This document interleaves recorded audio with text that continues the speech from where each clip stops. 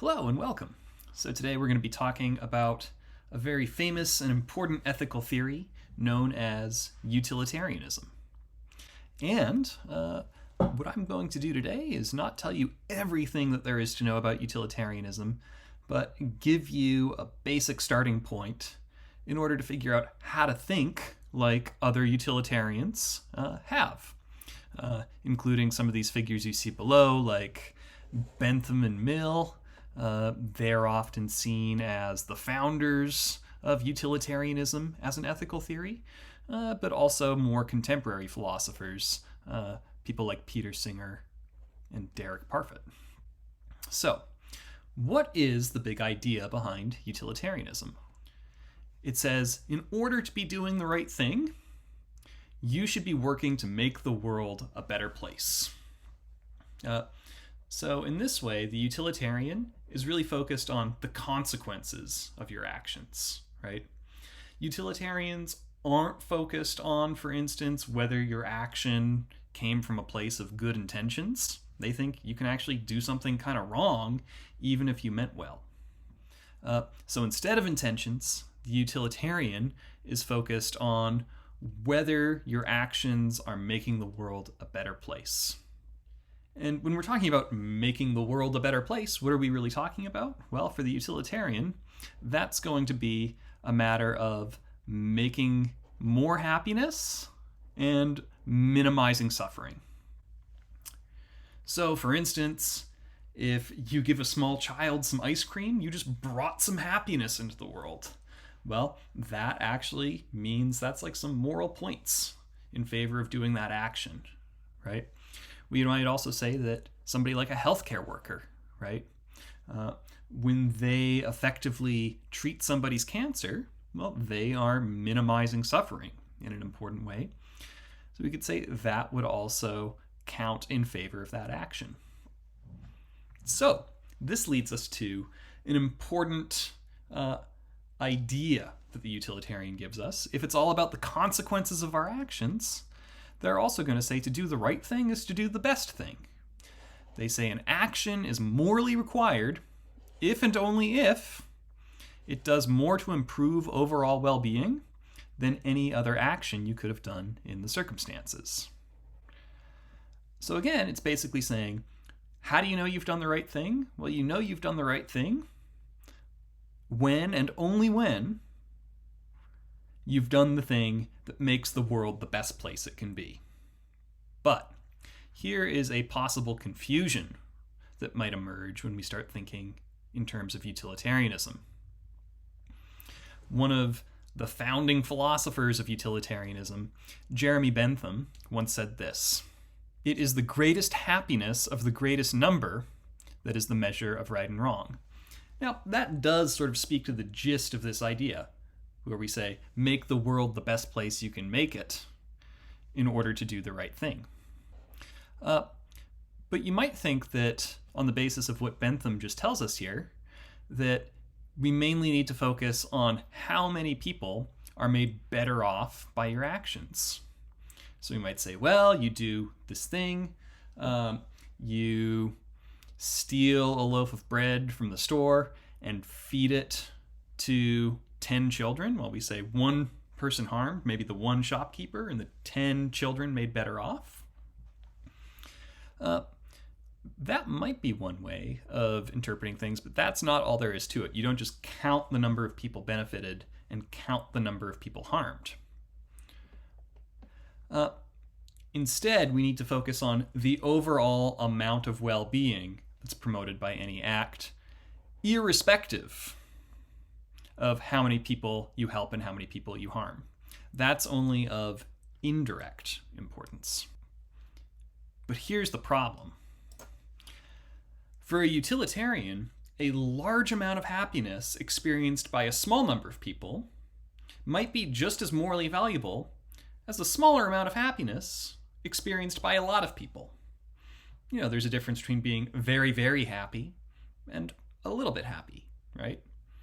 And we might say that a small number of people who are very happy is possibly just as valuable, maybe even more valuable, than a large number of people just made a little bit more happy. The other thing that we need to do, we don't just want to promote the greatest amount of happiness. If you think about happiness as feeling good, right? We also need to make sure when we consider overall well-being, that's what the principle of utility is focused on. When we think about overall well-being, we need to think in terms of not only happiness, but also the suffering that's going to count against. So we can think of happiness as giving us positive points. Well, suffering is going to give us negative points. So this is the kind of thing we need to be focusing on when we listen to what the principle of utility is saying about promoting overall well-being. So, in order to understand this concept of overall well-being, we might do well to think about this in terms of a little chart. So here's how I've drawn it out, and I've drawn two so we can make some comparisons. On our x-axis, we have the number of people affected.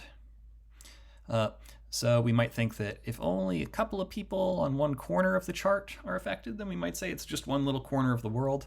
But if we're drawing out the entire chart, maybe that could be everybody in the country or everybody in the world being affected by the action.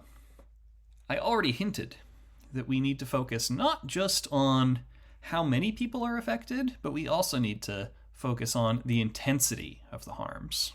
So on this chart here, we might use these smileys to represent different intensities of happiness up here or suffering down here, right? So here we have, the most intense, delirious pleasure that you might ever experience in your life, or just whatever happiness is for you. So, up here it might be eating your favorite food, or, something really profound, like the day you get married or the birth of your child, right? That's like the happiest you could ever possibly be, right? Here, in the middle, we might have like happy things, but less happy things, like it's listening to a song you like, or maybe just going for a bike ride on a sunny day, right? Here is neutral. Sometimes we're just kind of neutral in our well-being, right? We're not doing great, we're not doing bad, but we're just okay. We might even say that this line that I've drawn horizontally on this chart is just the neutral, no effect line, right? So this is where oftentimes an action doesn't make you better off and it doesn't make you worse off. That's where we have the neither smiling nor frowning face. And, here we might have smaller things that are unpleasant, but they're still unpleasant. And so it might be the feeling of having to get out of bed when you haven't had enough sleep, or maybe it's stubbing your toe. And as we go further down on the chart, we might start to think about the worst experiences you've ever had in your life, right? So maybe an extreme bout of grief or depression. And down here at the bottom of the chart, we might think about the worst possible things that could ever happen to a person. Surgery without anesthesia, torture, other things that we would think of as the worst possible things that could happen to you. So, how could we think about this in utilitarian terms? So, some actions might be positive for some people but have no effect on other people, right? So we might say that this is how much better off I'm made by not having ketchup on my hot dog. I'm a mustard man, so I don't think you should put ketchup on a hot dog, or at least it's not good for me. You do what you want. But for pretty much everybody else in the world, they are no better off and no worse off, right? So everybody else in the world might be right on the line. Because it's saying, my action has no effect on you, positive or negative, when I refrain from putting ketchup on my hot dog. But think about some other acts, right? So we might think, for instance, that you can make a lot of children better off by putting more money into the public school system. So what are we saying here? Well, we might say that there is a certain number of people, maybe a rather small number of people, who are going to directly benefit from improving the educational system, right? By helping children to learn how to read sooner, right? So that's going to add something significant, maybe not the most important thing that they'll ever experience in their lives, but something important nonetheless. But with this action, you can see that I'm drawing below the line here. It's just a little bit below the line. So it's not making people really unhappy. But we might say that, like, look, in order to get a certain number of children reading better, we're going to need to raise taxes for a pretty large proportion of the population.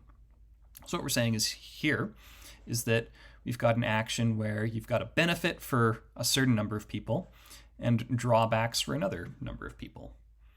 But we might also notice that the benefit is large for the small number of people and the drawback is pretty small for the large number of people, right? So we'll call this action A. Now, we might also consider another program that maybe improves the reading of these children just a little bit. It saves a lot of people money on their taxes, and some people are going to be harmed by this program.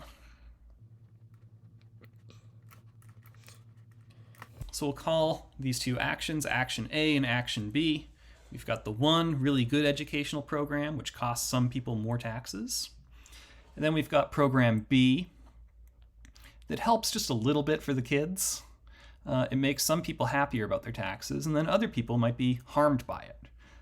Because maybe it reduces literacy in the community, or it makes teachers' lives more stressful, right? Now, one thing that we might notice is that A seems like the better choice than B, right? And here's how the utilitarian would think about it. We have to think about the number of people helped, but we also have to think about the intensity.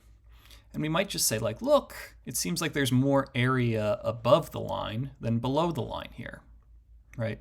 So on average, A is helping more than it's hurting, right? Look at B.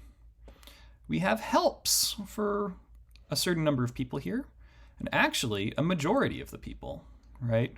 Because we might say that we have small helps to maybe like 3/4, and we have harms for 1/4, right? Whereas on this theory, or on this option, I should say, right? We're helping 1/4 and we're harming 3/4, right? 1/4 is about above the line and 3/4 is below the line, right? But the utilitarian is going to say option A is better than option B. And why is option A better than option B? Well, option A is better than option B because the overall contribution to well-being is greater, even though more people get helped in option B than option A, right? We're helping 1/4 and harming 3/4 in option A. We're helping 3/4 and harming 1/4 in option B. So let's think about another case. In this case, we're going to have an action that's going to make a large number of people deliriously happy, right? So this is going to be about 3/4 of people are going to be made as happy as they can ever be, right?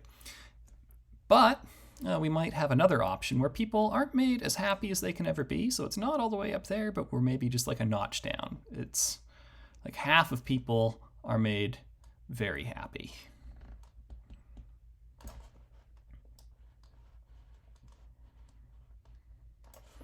So here we've got like 80% of people made as happy as can be.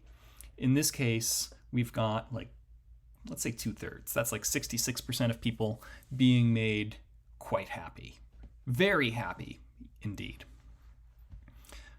But if we think in these terms, we might think, well, more people get helped.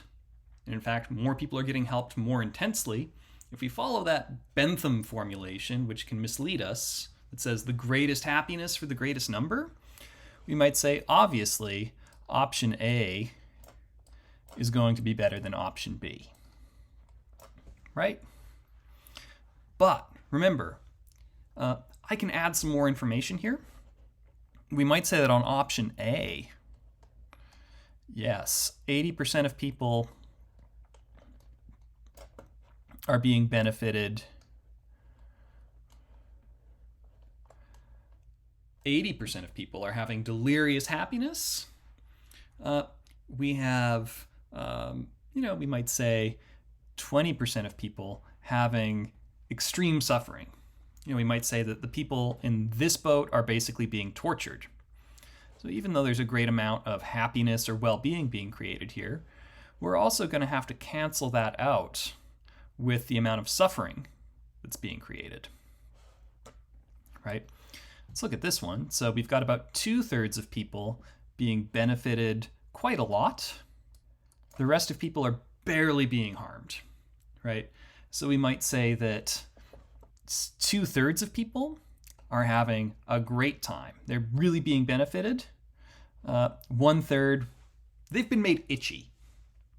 Like, they're not as well as they could be, but it's also not a huge problem that they're going through. So the other thing we need to do in order to compare these options is to remember to cancel out the amount of suffering from the happiness created, right? So we want to say, like, look, we need to compare the area above the neutral line to the area below the neutral line, right? So this area here is basically going to cancel out area above the line. I'm trying my best to make these equal. Let's say right about there.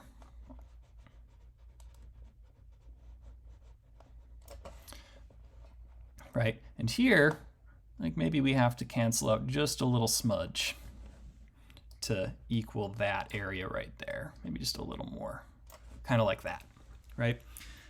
So that's what we're talking about when we talk about the greatest overall amount of well-being in the principle of utility. Happiness, but only once we consider it as canceled out by a certain amount of suffering. So, what are the big takeaways from all of this? Well, for utilitarians, when we think in terms of overall well-being, you take benefits, that is, you take happiness into account, but you also have to counterbalance that with harms, right? In terms of this chart, you want to figure out the area above the line, and you want to cancel out the area below the line, and then pick the option with the biggest surplus above the line as compared to below the line. And this part is really important. This is why you can't just say, utilitarians say it's okay to do the thing so long as it helps more people than it harms. What you need to do is think about the overall amount of happiness created and compare it with the overall amount of suffering. So this brings us back to the principle of utility. Remember, the principle of utility says an action is morally required if and only if it does more to improve overall well-being than any other action you could have done in the circumstances. So by drawing these charts, we've realized that it's much more complicated to think about the number of people helped and the number of people harmed. You need to think about how big the harms are, compare them to how big the benefits are. So to think like a utilitarian, what you need to do is consider all the positive outcomes, which for utilitarians is pretty much happiness, that result from your action, and consider all those negative outcomes that result from your action. And you have to counterbalance those negative outcomes with the positive outcomes. So when Bentham said the greatest happiness of the greatest number, he was being a little bit sloppy, right? It's not just about making the most happiness. What we should really be saying, to be more precise, is we need to create the best possible choice for overall well-being. So the question of who is affected by an action isn't directly important. So for a utilitarian, everybody counts the same for happiness and suffering, right? My happiness, as long as it's just as intense as your happiness, counts just as much from the moral point of view. My suffering, just so long as it's equally as intense as your suffering, counts just as much from the moral point of view. And the other thing you might have noticed is that a big help for a small number of people might actually be worth more than a small help for a large number of people. So this is the way in which, for utilitarians, who is affected is not directly important. Everybody counts the same. Here's a last little point about utilitarianism.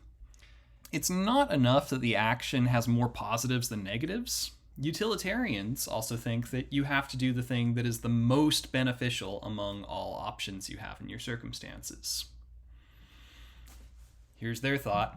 If you could make a kid even more happy by giving them 2 ice cream cones instead of 1, and you could easily give them 2, you should just give them 2, right?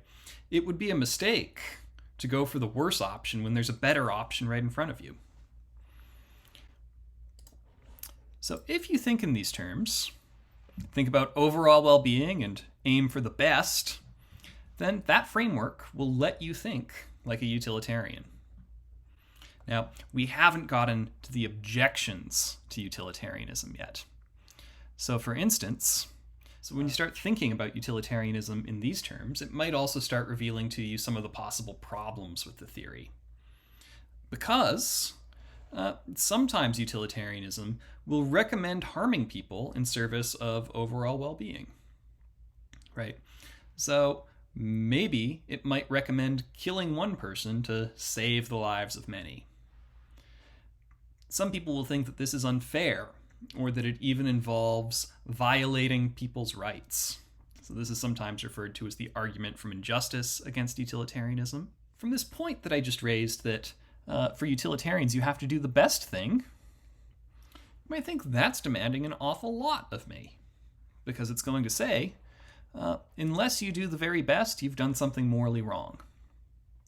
So some people will say, well, a good moral theory won't be so demanding that we're almost always doing the wrong thing, right? So this second objection says utilitarianism has a problem with it because it demands a lot of us. So I've hinted at some of these objections that might be raised against utilitarianism, but we'll take up those objections at another time. So we'll end things there. Thanks very much for listening in. And remember, if you have any questions or concerns, please don't hesitate to reach out to me. Thanks again.